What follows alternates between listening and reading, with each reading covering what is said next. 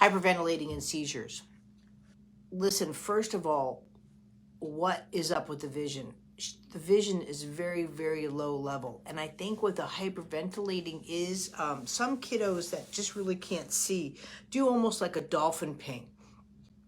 You've seen blind kids where they've actually learned to ride a bikes, and they're kind of doing it with their parents, and they do like a, or a ringing of the bells or something like that. And I think the hyperventilating is sort of like I'm here, and where I'm going, because she hears the echo of the breath, the and going around and just trying to see where she is in space closer to walls, almost like a sonogram kind of ping.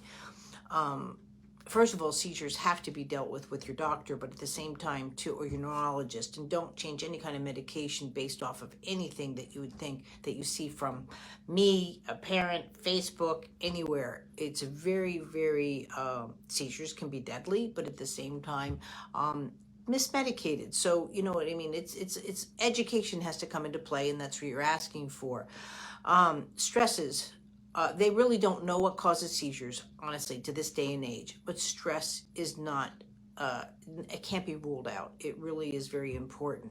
So first of all, there's just way too much visual stress. She just can't see. And the self-isolation is there, and going into that, and then the system just gets overworked.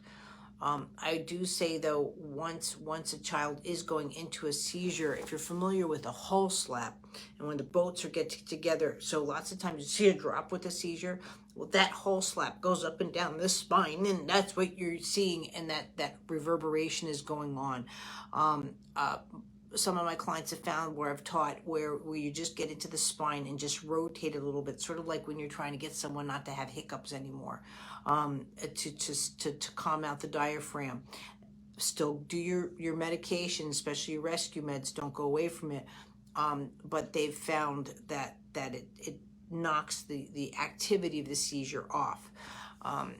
But again, there's like 60 different types of seizures, so I don't know if you're dealing with petites or grand mals, and that's what needs to be looked at. But always have, no matter what kind of seizures you have, any child that they feel has seizure activities, you should always have rescue meds on hand, because even though you say, oh, minor, that can change at any moment. And that's the whole dichotomy of seizures.